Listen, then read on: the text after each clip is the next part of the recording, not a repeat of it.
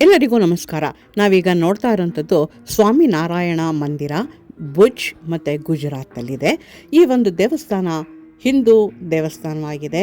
ಇದನ್ನು ಸ್ವಾಮಿ ನಾರಾಯಣವರಿಗೆ ಅರ್ಪಿಸಲಾಗಿದೆ. ಇದು ಅತ್ಯದ್ಭುತವಾದಂತಹ ಒಂದು ಶಿಲ್ಪದ ಸಂಗಮವಾಗಿದೆ. ಈ ದೇವಾಲಯ ಅಷ್ಟು ಅದ್ಭುತವಾಗಿ ಕಟ್ಟಲ್ಪಟ್ಟಿದೆ. ಬಿಳಿ ಅಮೃತ ಶಿಲೆಯ ಹಾಲು ಗಲ್ಲಿನ ಒಂದು ಕೆತ್ತನೆ ಕೆಲಸ ಅತ್ಯದ್ಭುತವಾಗಿದೆ. ಇದನ್ನು 1823ರಲ್ಲಿ ಭಗವಾನ್ ಸ್ವಾಮಿ ನಾರಾಯಣರೇ ಸ್ವತಃ ಇದನ್ನು ಕಟ್ಟಿಸಿದರು. ದುರದೃಷ್ಟವಶಾತ್ ಇಂತಹ ದೇವಾಲಯಕ್ಕೆ ದೃಷ್ಟಿಯಾಯಿತೋ ಎನ್ನುವ ಹಾಗೆ 2001ರಲ್ಲಿ ನಡೆದಂತಹ ಭೀಕರ ಭೂಕಂಪದಲ್ಲಿ ಈ ಒಂದು ಗರ್ಭಗುಡಿಯನ್ನು ಬಿಟ್ಟು ಇನ್ನು ಉಳಿದಂತೆ ಎಲ್ಲ ದೇವಸ್ಥಾನದ ಎಲ್ಲ ಭಾಗಗಳು ಕೂಡ ನಾಶವಾಯಿತು, ಭಗ್ನಗೊಂಡಿತು. ಈಗ ಅದೇ ಜಾಗದಲ್ಲಿ 5 ಎಕರೆ ವಿಸ್ತೀರ್ಣದಲ್ಲಿ ಈ ದೇವಾಲಯನ ಪುನರ್ ನಿರ್ಮಾಣ ಮಾಡಲಾಗಿದೆ. ಈಗ ಮತ್ತಷ್ಟು ಕಳೆಯಿಂದ ದೇವಸ್ಥಾನ ವಿಜೃಂಭಿಸುತ್ತಾ ಇದೆ. ಇದನ್ನು ನೋಡೋದಕ್ಕೆ ನಮಗೆ 2 ಕಣ್ಣುಗಳು ಕೂಡ ಸಾಕಾಗೋದಿಲ್ಲ ಅನ್ನೋ ಒಂದು ಭಾವನೆ ನಮಗೆ ಬರ್ತಾ ಇದೆ. ದೇವಾಲಯದ ಇತಿಹಾಸ ಮತ್ತು ಹಿನ್ನೆಲೆ ಸ್ಥಾಪನೆ. ಈ ದೇವಾಲಯವನ್ನು 1823ರಲ್ಲಿ ಭಗವಾನ್ ಸ್ವಾಮಿ ನಾರಾಯಣರು ಸ್ವತಃ ಸ್ಥಾಪನೆ ಮಾಡಿದರು. ಭೂಕಂಪ ಮತ್ತು ಪುನರ್ ನಿರ್ಮಾಣ. 2001ರ ಗುಜರಾತಿನ ಭೂಕಂಪದಲ್ಲಿ ಹಳೆಯ ದೇವಾಲಯದ ಬಹುಭಾಗ ನಾಶವಾಯಿತು, ಆದರೆ ವಿಗ್ರಹಗಳಿಗೆ ಹಾನಿಯಾಗಲಿಲ್ಲ. 5 ಎಕರೆ ವಿಸ್ತೀರ್ಣದಲ್ಲಿ ಹೊಸ ಮಂದಿರವನ್ನು ನಿರ್ಮಿಸಲಾಯಿತು. ನಾವು ಭುಜ್ ಅಥವಾ ಗುಜರಾತ್ನ ಕೆಲವು ಭೂಕಂಪ ಆದಂಥ ಜಾಗ ನೋಡಿದಾಗ ಅಲ್ಲಿ ಎಷ್ಟು ಒಂದು ಶಿಥಿಲ ಹೊಂದಿತು, ಎಷ್ಟೊಂದು ಜಾಗ ನಾಶವಾಯಿತು, ಎಷ್ಟೊಂದು ಕಟ್ಟಡಗಳು ನಾಶವಾಯಿತು, ಎಷ್ಟು ಜನಗಳು ಪ್ರಾಣ ಕಳೆದುಕೊಂಡರು ಎನ್ನುವುದು ನಮಗೆ ಗೊತ್ತಾಗುತ್ತೆ. ಈಗ ಎಲ್ಲವನ್ನು ಕೂಡ ಪುನರ್ ನಿರ್ಮಾಣ ಮಾಡಿ ಅವರಿಗೆ ಕೊಡಲಾಗಿದೆ. ವಾಸ್ತುಶಿಲ್ಪದ ಒಂದು ವೈಶಿಷ್ಟ್ಯಗಳು. ಅಮೃತಶ್ರೇಯ ಒಂದು ವೈಭವ. ಇಡೀ ದೇವಾಲಯವನ್ನು ಮಕ್ರಾನ ಮತ್ತು ಅಂಬಾಜಿಯ ಹೆಸರಿನ ಶುದ್ಧ ಬಿಳಿ ಅಮೃತಶಿಲೆಯಿಂದ ನಿರ್ಮಿಸಲಾಗಿದೆ. ರಚನೆ. ಈ ಭವ್ಯ ಕಟ್ಟಡವು 7 ಪ್ರಮುಖ ಶಿಖರಗಳು, ಒಂದು ಮುಖ್ಯ ಗುಮ್ಮಟ, 25 ಸಣ್ಣ ಗುಮ್ಮಟಗಳು, 258 ಕೆತ್ತನೆಯ ಕಂಬಗಳನ್ನು ಹೊಂದಿದೆ. ಕೆತ್ತನೆಗಳು. ದೇವಾಲಯದ ಗೋಡೆಗಳು ಮತ್ತು ಸ್ತಂಭಗಳ ಮೇಲೆ ಅತ್ಯಂತ ಸೂಕ್ಷ್ಮವಾದ ಸುಂದರವಾದ ಕೆತ್ತನೆಗಳನ್ನು ಮಾಡಿದ್ದಾರೆ. ಈ ಗರ್ಭಗುಡಿಯಲ್ಲಿ ಇರುವಂತಹ ದೇವತೆಗಳು ನರನಾರಾಯಣ ದೇವ ಮತ್ತು ಭಗವಾನ್ ಸ್ವಾಮಿ ನಾರಾಯಣರಿಗೆ ಈ ಮಂದಿರ ಅರ್ಪಿತವಾಗಿದೆ.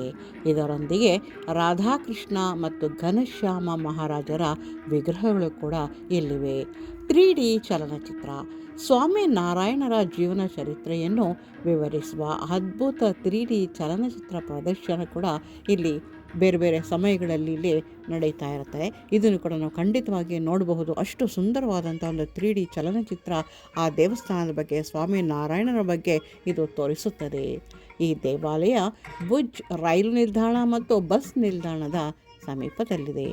ಸ್ವಾಮಿನಾರಾಯಣ ಮಂದಿರವು ಭಾರತದ ಅತ್ಯಂತ ಸುಂದರವಾದ ಮತ್ತು ಭವ್ಯವಾದ ದೇವಾಲಯಗಳಲ್ಲಿ ಒಂದಾಗಿದೆ. ಬರೀ ಕೆತ್ತನೆ ಕೆಲಸ, ಕಂಬಗಳು ಮತ್ತು ಮೇಲ್ಛಾವಣಿಗಳ ಮೇಲೆ ಮಾತ್ರ ಅಲ್ಲ, ಈ ನೆಲದ ಮೇಲೂ ಕೂಡ ಅದ್ಭುತವಾದಂತಹ ಒಂದು ಚಿತ್ತಾರಗಳನ್ನು ಬಿಡಿಸಿದ್ದಾರೆ. ನವಿಲುಗಳ ಒಂದು ಚಿತ್ರ ನೋಡೋದಕ್ಕೆ ಕಣ್ಣು ಸಾಲದು, ಅಷ್ಟು ಸುಂದರವಾದಂತಹ ಒಂದು ಚಿತ್ರಗಳನ್ನು, ರಂಗೋಲಿಗಳನ್ನು ಕೂಡ ಇಲ್ಲಿ ನೆಲದಲ್ಲಿ ಬಿಡಿಸಿದ್ದಾರೆ. ಸ್ವಾಮಿನಾರಾಯಣ ಮಂದಿರವು ಭಾರತದ ಅತ್ಯಂತ ಸುಂದರವಾದ ಮತ್ತು ಭವ್ಯವಾದಂತಹ ದೇವಾಲಯಗಳಲ್ಲಿ ಒಂದು. ಈಗ ನಾವು ನೋಡ್ತಾ ಇದ್ವಿ ಆ ನವಿಲುಗಳ ಚಿತ್ರಣ ಮತ್ತು ಆ ರಂಗೋಲಿಗಳು ಮತ್ತು ಆ ಮಧ್ಯಭಾಗದಲ್ಲಿ ಗರ್ಭಗುಡಿಯ ಎದುರುಗಡೆ ಮಧ್ಯಭಾಗದಲ್ಲಿ ಇಷ್ಟು ಒಳ್ಳೆಯ ಚಿತ್ತಾರಗಳನ್ನು ಇಲ್ಲಿ ಬಿಡಿಸಿದ್ದಾರೆ. ಅಮೃತ ಶಿಲೆಯ ಮೇಲೆ ಇವು ಅಷ್ಟು ಚೆನ್ನಾಗಿ ಒಂದು ರಚನೆಗೊಂಡಿವೆ. ಇದು ಕೂಡ ಒಂದು ಅಪ್ರತಿಮವಾದಂತಹ ಒಂದು ಕಲಾಕೃತಿಗಳು ಎಂದು ಹೇಳಬಹುದು. ಕಲ್ಲಿನ ಕೆಲಸದ ಜೊತೆ ಗುಜರಾತಿನ ಸಾಂಪ್ರದಾಯಿಕ ಶೈಲಿಯ ಮರದ ಕೆತ್ತನೆ ಕೆಲಸವೂ ಕೂಡ ಗಮನಾರ್ಹವಾಗಿದೆ. ಆ ಗರ್ಭಗುಡಿಯ ಒಳಭಾಗದಲ್ಲಿ ಕೂಡ ಈ ಮರದ ಕೆತ್ತನೆ ಕೆಲಸ ಅಷ್ಟು ಸುಂದರವಾಗಿ ಮೂಡಿಬಂದಿದೆ. ಇದು ಗುಜರಾತ್ ಶೈಲಿಯಲ್ಲಿ ನಮಗೆ ಕಂಡುಬರುತ್ತೆ. ಇಡೀ ದೇವಸ್ಥಾನದ ಎತ್ತ ಕಡೆ ನೋಡಿದರೂ ಕೂಡ ಚಿತ್ತಾರದ ಒಂದು ಕಂಬಗಳು ನಮ್ಮ ಕಣ್ಣಿಗೆ ಬೀಳುತ್ತವೆ. ಒಂದೊಂದು ಕಂಬದಲ್ಲೂ ಕೂಡ ವಿವಿಧ ದೇವಾನುದೇವತೆಗಳ ಚಿತ್ರಗಳು, ಹೂವಿನ ಬಳ್ಳಿಗಳು ವರ್ಣಿಸಲು ಸಾಧ್ಯವೇ ಆಗದಂತಹ ರೀತಿಯ ಒಂದು ಕೆತ್ತನೆ ಕೆಲಸಗಳನ್ನು ನಾವಿಲ್ಲಿ ನೋಡಬಹುದು.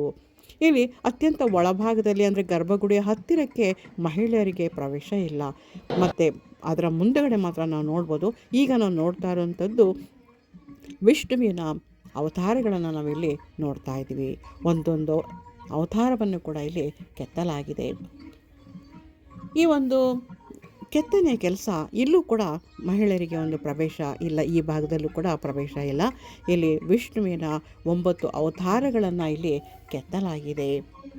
ಮತ್ಸ್ಯಾವತಾರ, ಕೂರ್ಮಾವತಾರ, ವರಾಹಾವತಾರ, ನರಸಿಂಹ ಅವತಾರ, ವಾಮನ ಅವತಾರ, ಪರಶುರಾಮನ ಅವತಾರ, ರಾಮಾವತಾರ ಮತ್ತು ಕೃಷ್ಣಾವತಾರ, ಬುದ್ಧಾವತಾರ, ಕಲ್ಕಿಯ ಅವತಾರ.